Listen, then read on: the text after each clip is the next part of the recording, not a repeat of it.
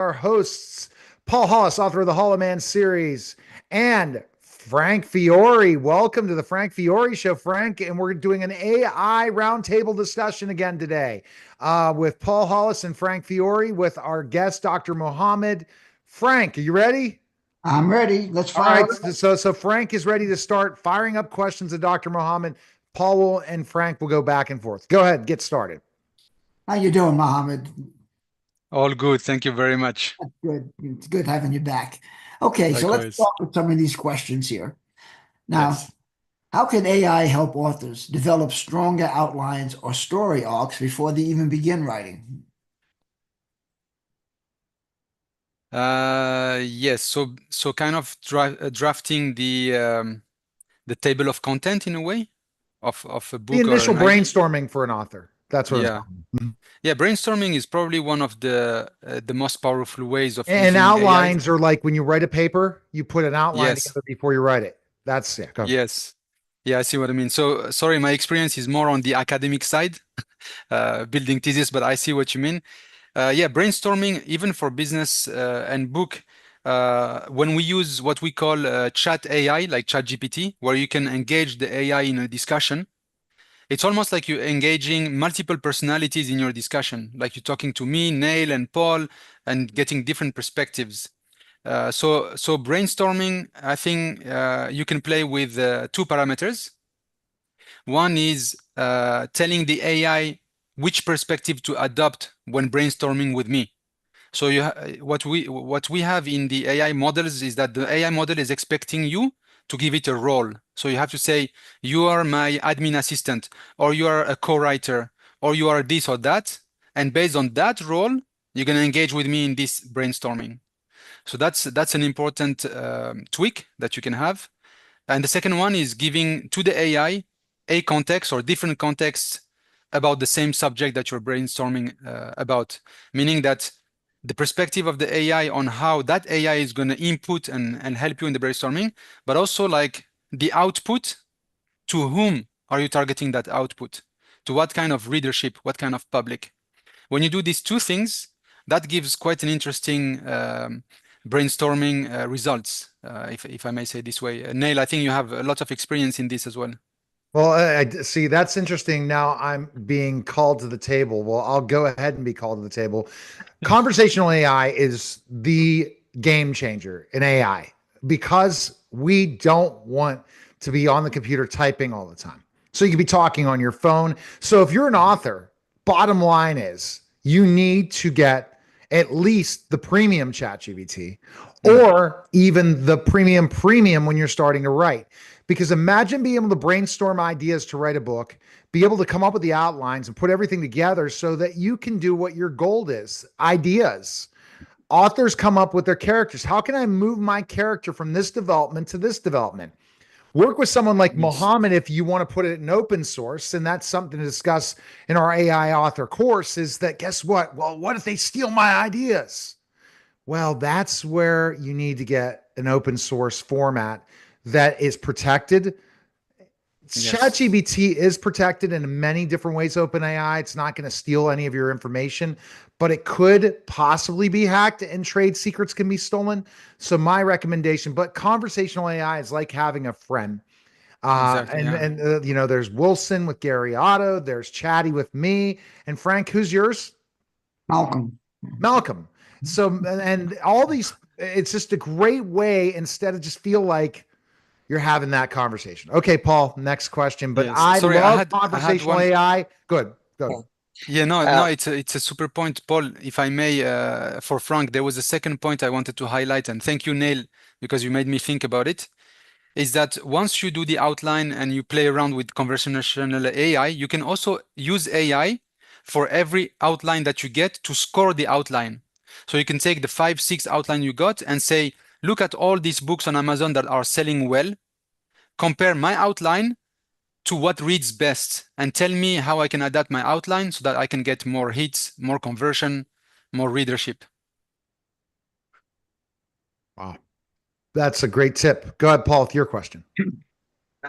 Hi, Mohammed. Yes, Paul.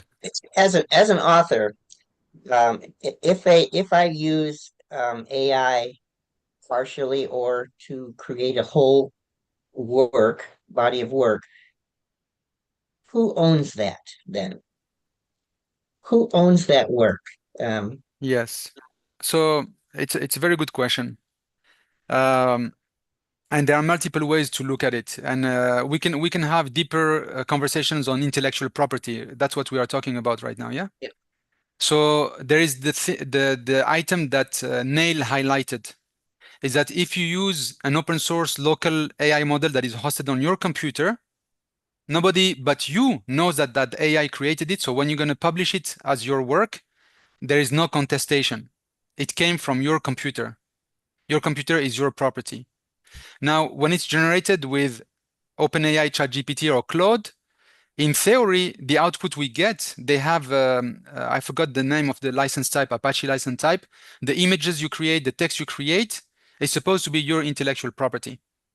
So in theory, it should still be your intellectual property. Now, there comes another parameter, Paul, is that are you the first one to publish that and claim historical publication of that content? And that, I think, is as much important as proving that I generated it, is proving that I displayed it with a timestamp and a proof that it was coming from me when it first reached the public domain, which is internet. So I think if you think about these two things, if you implement these two things, you have a high chances of defending, claiming, and proving your intellectual property on AI generated added value. I hope it answers your question. That's exactly what I want to get on this course. That's a perfect answer. Thank you. I appreciate that. So that's Super. where this Thank you. course is going to be gigantic because we're really customizing it for authors. I don't want authors anymore. And some of this, again, is put on YouTube, but the bottom line is this is kind of just scaling what the modules are going to be like. But we want a conversational thing where you're listening and understanding things. We're partnering with organizations like EdU now, and there's potential ways for authors to be trained on AI, and I can work on licenses to work on licensing with the new company I'm working with, EdU, with Owen Yeoman. But ultimately, at the end of the day, people have to understand the way we thought about AI at the beginning, where it was stealing everyone's work and it was garbage in, garbage out. That's not it anymore. It is so amazing for people, but everyone has to be open to this because they better be, because a lot of people that are anti-AI, and I know marketers, I was talking to marketers who refuse to use AI, and I'm like, are you kidding me? Your job will be eliminated at one point. Yeah, that doesn't make sense. Exactly. But for authors, authors are going to be the hardest, and teachers. According, President Trump just had an edict. If you're a teacher listening to this podcast or listening to the radio show, you have to be trained on AI by next year, or every school has to be trained in AI now. This is a mandate by President Trump, and it has to, this is a mandate that all schools have to be up to code in AI and by next year. All right, and none of them really are. And none of the teachers are trained, so they all are going to have to be trained. And I don't know how they're going to figure out all those trainings. But go ahead, Frank. Makes your a lot question. of sense. Paul, it's your question. Paul. Yeah. No, Go, it's Paul. Frank. Frank. Okay, Frank. Go. I just wanted to add to the response of Mohhamed's on the first question we did. How I use something like that, where it's AI helps me with create that outline. But I already have an outline. When I write a book, I already have an outline, and I call it a wireframe. And I already blocked out the book. So I know what elements are in each chapter. So when I'm ready to write that chapter, I just go to AI and say, here are the elements of the chapter. Give me a storyline, right? And they'll say, well, do you like that one? Nah, not really. I want tweak it this way, tweak it that way. Okay, well, you're getting there. That's good. That's enough. And now I'm going to take that storyline or those elements and I'm going to expand them. So that's how I use AI. It's my ideas, right? I'm just using AI as a coach. That's all. So anyway, that's perfect. No, that's perfect. And maybe if I may add, AI becomes even better when you provide it more and more context. So let me give you an example. If you feed to the AI, tell it that this is the chapter, but then if you can give it the synopsis and the overall story and then your writing style, and you paste it again with that inquiry of writing the chapter, it's going to write the chapter with that context in mind. So just keep this in mind, that the more context you give to the AI, the more subtle and the more valuable its answer could be.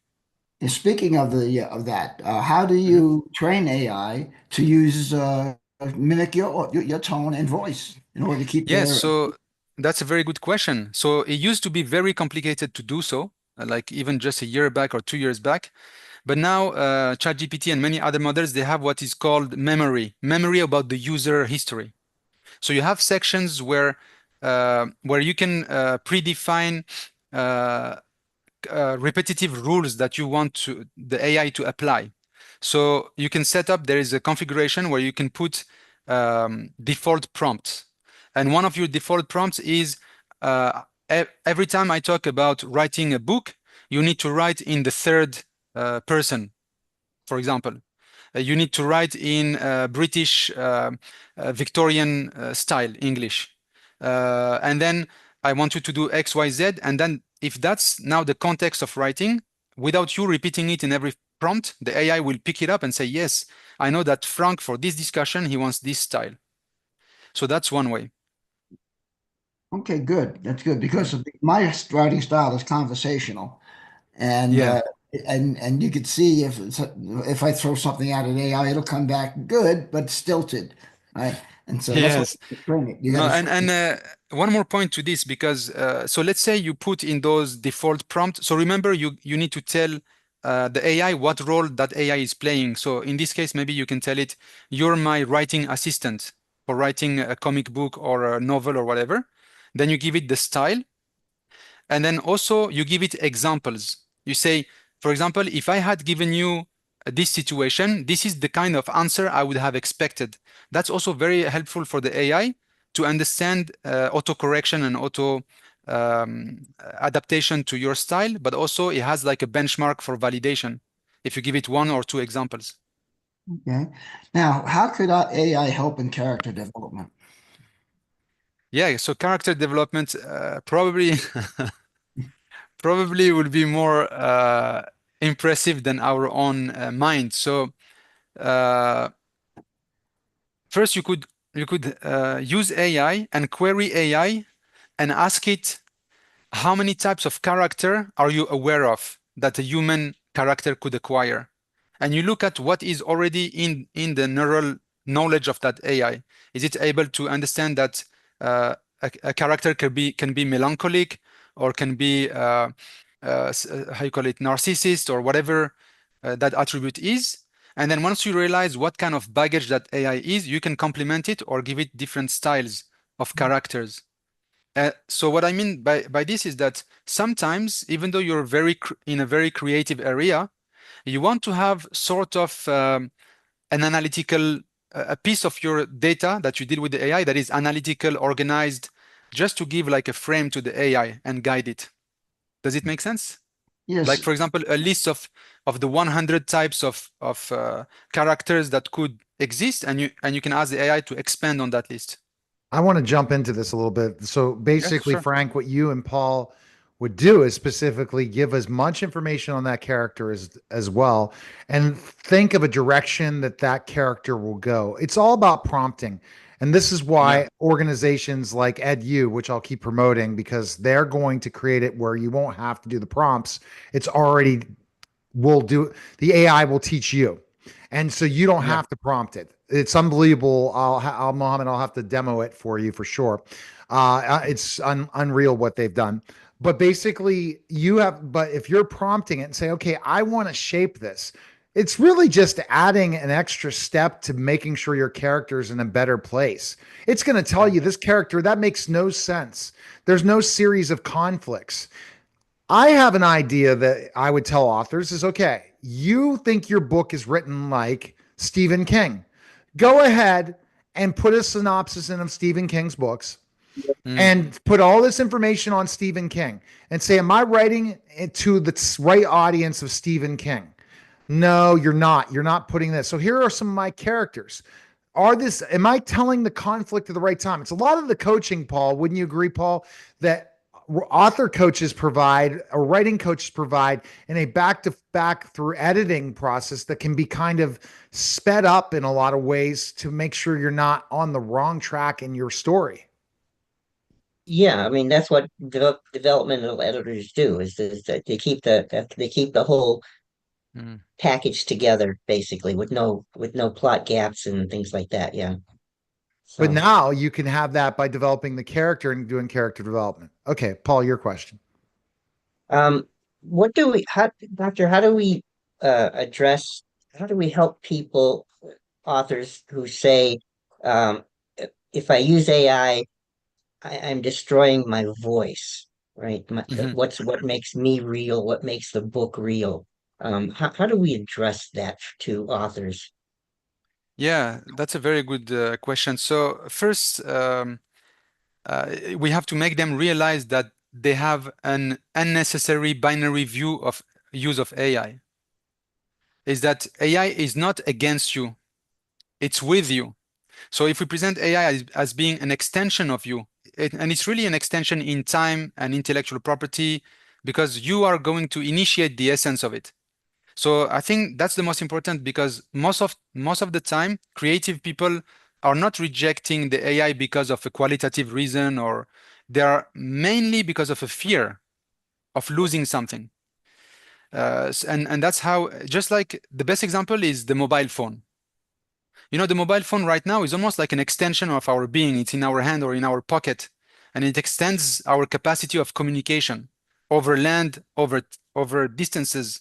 It's the same with AI. It's an extension of your initial input, which is the prompt, like Neil was saying. You're prompting the AI. The AI is not just going to prompt by itself.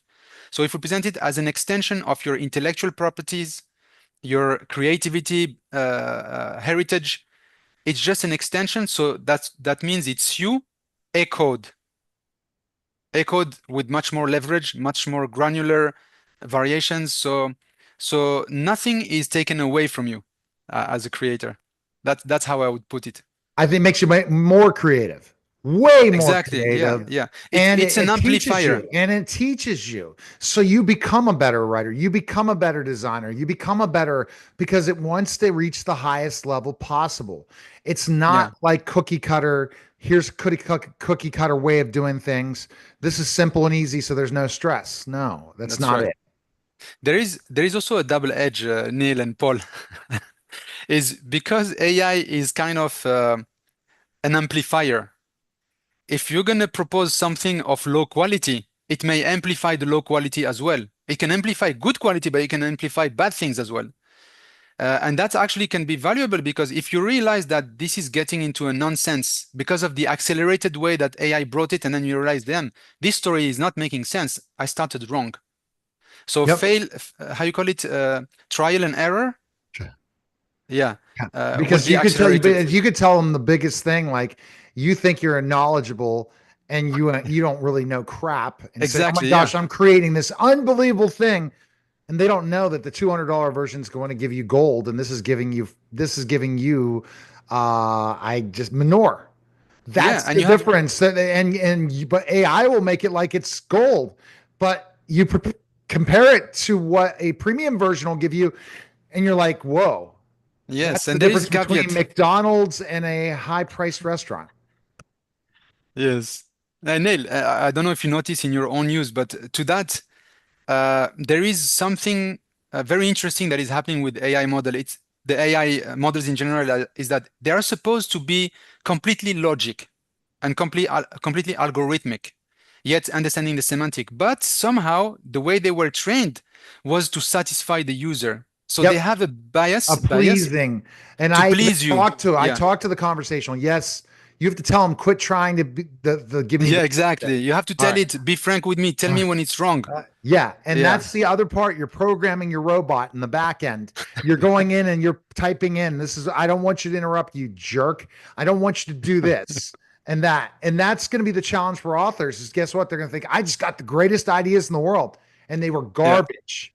Yeah. And that's where, good. It can enforce lunatics. It can reinforce whatever trend you may have had at the beginning. And it'll say, sure, this book will sell at $29. Exactly. No, Yeah. it's not. An ebook's not selling at $29. All right, go ahead, Paul. Go ahead, Frank, with your question. Okay, let's switch gears. All right. You got your book Yes. done. The book is done. Now you got to Yeah. market it, right? Let's see how Yeah. AI can help. Let's start with how can authors automate the creation of social media content? There you go. Okay. Based on their books.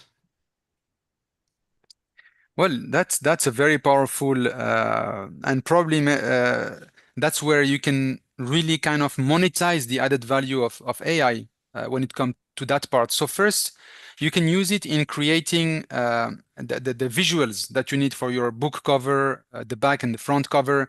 You can iterate, and even ChatGPT, they have this DALL-E model that is image generation, has got to a level that is impressive, like much better than a graphic designer. So you can really create amazing graphics just by prompting the AI. So that's because your communication and your marketing will have multiple aspects to it. There is the visuals that will attract people, and then there is the semantic and the wording that you use. On both of these items, AI will help you produce very attractive, very converting materials for social media and whatnot. You can also, before creating the material, Frank, there is a process that you need to develop, which is you can start from the strategic level. So you can engage AI in a discussion and say, I wrote this book, here is the synopsis and so on. What would be the best way to market it? Omni-channel. Don't think about one channel in particular. Just let the AI tell you so much more. Maybe the AI is going to tell you, you know what, Frank, given your situation, a radio campaign would be better because people in this area, they listen to radio and they may actually discover your book through a radio program. And I would jump in, Mohhamed. That's where the Yeah. prompting comes. That's where the data comes. Yes. And that you got to break down the data and look at specific things, look at the ads, look at these things. I think that's one thing AI screwed up on is the fact is strategically coming up with a plan and then implement that. Once you implement the plan, evaluating the plan, you got to give them data. But that's a great point. Definitely. And they're going to tell you one thing based on your prompts to please you. This is where we really have to work on with AI. It's a great point you make. They boost our ego. They make us feel good. And you got they're designed for that. Like, oh my God, I'm a rock star. But they're not critical. And that's where I'm going to be working more and more in programming my AI to go head to head with me. And say, and challenge me more. And I will try to be putting that in the back end. So Paul, you have the version. Frank, you have the version. You guys know how to program. I showed Frank how you program. I showed you, Frank, how you program your bot. Have you programmed your bot, Paul? No, no, I'm still old fashioned. I like to give it a question and read it back rather than but that still can program your bot. That will help you with memory and what you want, the prompts and different things, even if you're not using conversational AI. Right. Yeah. I don't really care about a voice. I just care about the content that it comes up with, and I can I can respond to that faster because of the way I do things. Just Okay. That's just me. That's just me. Okay. But I was going to say that also how it prompts, how it answers questions, all those different things in the back end, and addresses and remember. It's all in the depth and the quality of your questions to your assistant there, right? I mean, that's true. That's true. Yeah. Okay. Next question, Frank. It's Paul, right? One more question before our time's up. One more. Okay. So there are still some kind of flaws as far as writers are concerned with AI. It kind of sometimes it has misinformation, sometimes it uses the same words over and over again, sort of thing. How do we as authors pick out, I mean, find where the soft spots are just right now in AI so that we can make it better and understand that you don't want to have the same word every other sentence, sort of thing, that kind of thing. Is there some sort of a methodology that we can kind of look to that to say, okay, we can make it better? Yeah, you raise a very good point. So about 2 years back, when we first had the first versions of ChatGPT, if you had the pleasure to use it at the very beginning, it was what they called, it was doing a lot of hallucinations at that time, and it's still called hallucinations. So at that time, it was like straight out lies or straight out information that doesn't exist.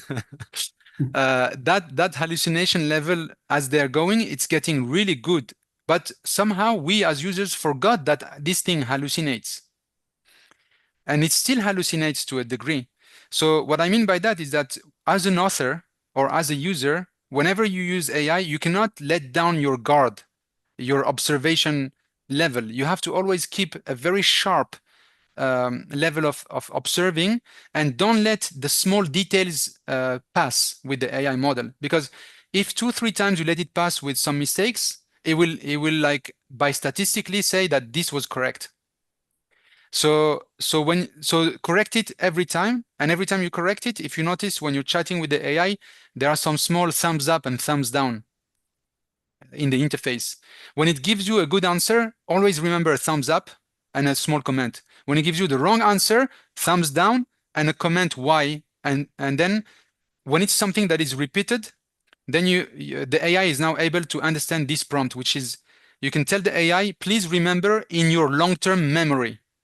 So when you say in long-term memory, the AI will adopt this rule for all your profile. So you tell it for long-term memory, never do this, or always do that, or reply in this format.